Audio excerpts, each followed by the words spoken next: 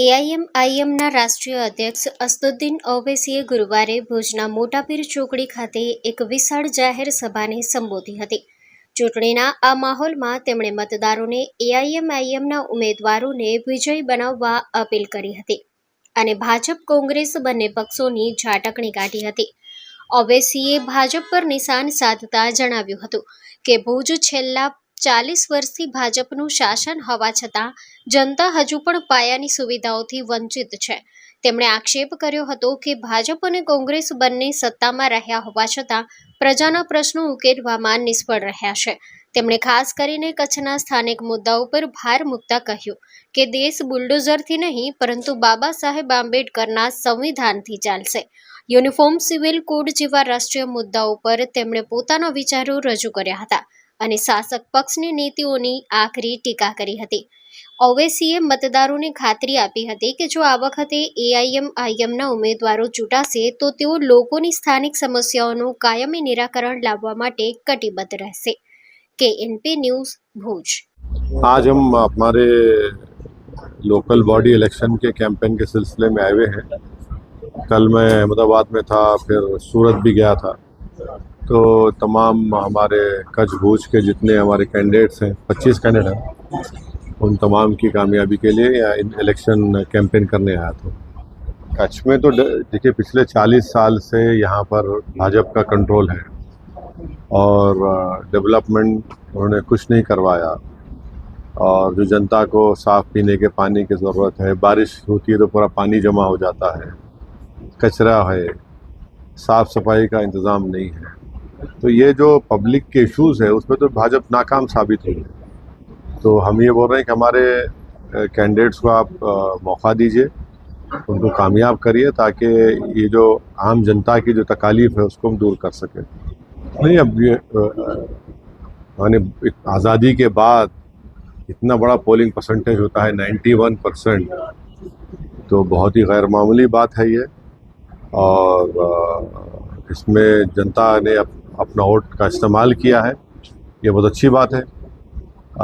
अब इसका क्या नतीजा आएगा ये तो 4 तारीख को पता चलेगा। हाँ, इतने सालों से जब सत्ता में रहने के बावजूद भी उनको आना पड़ा तो इसका मतलब यहाँ पर भाजपा को दिख रहा है कि जनता उनसे नाराज़ है, उनके काम से खुश नहीं है। कच्छ में जो भूज में जो 40 साल से लोग सत्ता में हैं, कुछ नहीं कर सके, और बजाय उसके कि आकर यहाँ पर जनता की तकालीफ को बताते, उसका आश्वासन देते या तयख़ुन देते, वो बोल दिए कि दादा का बुलडोज़र कोई बात है ये सुप्रीम कोर्ट का जो गाइडलाइन है उसको आपको फॉलो करना पड़ेगा। और सिर्फ क्या मस्जिद भी बनी हुई है, मदरसा बने, दूसरों के नहीं बने हैं क्या? आपको जब तक आप एक समुदाय से नफ़रत का चश्मा लगाकर देखकर काम करेंगे तो कोई भी आपके इस पैगाम को कबूल नहीं करेगा।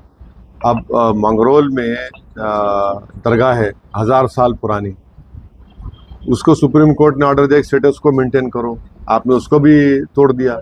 वोट दीजिए, मैम पार्टी को कामयाब करिए। असेंबली चुनाव में आपने हमारा साथ दिया, वोट दिया, अभी उसको कंटिन्यू करिए।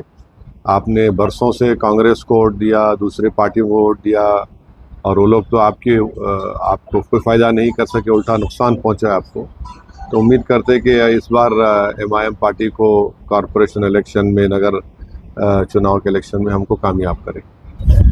आज रोज જ્યારે કચ્છમાં સ્થાનિક સ્વરાજની ચૂંટણીમાં જ્યારે એમઆઈએમ પાર્ટી પ્રથમ વખત ઉતરી છે ત્યારે પોતાના ઉમેદવારો અને અમારા કેન્ડિડેટો છે એ લોકોને પ્રોત્સાહન રૂપી આજ રોજ અમે જનાબ બેરિસ્ટર અસદુદ્દીન ઓવૈસી સાહેબની એક વિશાળ જનસભાનું આયોજન વોર્ડ નંબર 1માં કરવામાં આવ્યું। ત્યારે જે સ્થાનિક મુદ્દાઓ છે એને લઈને અમે જનતાની વચ્ચે ઉતર્યા છીએ અને આ મુદ્દાઓને લીધે જ્યારે ભારતભરમાં એક મજલૂમોની એક આવાજ હોય, દલિતોની, મુસ્લિમોની એક આવાજ હોય, એ આવાજ આજરોજ જનતાની વચ્ચે આવી અને જે મુદ્દાઓ જે ખરેખર જે લોકોને જરૂરિયાત છે, લોકોની જે પરિસ્થિતિ છે, એ મુદ્દા અને વાસ્તવિક મુદ્દાઓ સાથે અમે ચૂંટણીમાં ઝંપલાવ્યું છે। એ એમ સાથે આજે અમે જનતાની વચ્ચે ઉતર્યા। હાલ જ્યારે અમે અહીં પ્રથમ વખત ચૂંટણીમાં સ્થાનિક સ્વરાજની ચૂંટણીમાં ઉતર્યા છીએ ત્યારે 6 નગરપાલિકા, જેની અંદર હું વાત કરું તો 4 એક વોર્ડ નંબર 1માં અને એક અમારું બીજા વોર્ડ નંબરમાં 1 જ્યારે અંજારની નગરપાલિકામાં, બાકીના જે એ અમે તાલુકા પંચાયત અને જિલ્લા પંચાયતના કેન્ડિડેટ એમ કરીને કુલ 25 ઉમેદવારો અમે આ વખતે મેદાને ઉતાર્યા છે. આ ઉમેદવારોનો ઉતારવાનું કારણ કે જ્યારે જનતા અમને MIM કચ્છ પાર્ટી દ્વારા લગાતાર સામાજિક મુદ્દાઓમાં જ્યારે લોકોની વચ્ચે રહ્યા છીએ ત્યારે લોકોના એ સતત ફોન આવતા રહ્યા છે કે અમારા જે બંધારણીય હક્કો છે, અમારી જે સુવિધાઓ છે તેમાં ક્યાંક ને ક્યાંક બાકીની જે પાર્ટીવાળા છે એ આગાપીટ કરી રહ્યા હોય ત્યારે એ લોકોના ફોન સતત અમને આવી રહ્યા હોય કે અમારે ઘરની પાસેની સમસ્યા છે, ગટરની સમસ્યા છે, અમારા પાસે સ્વચ્છ પાણીની સમસ્યાઓથી લોકો ત્રસ્ત છે.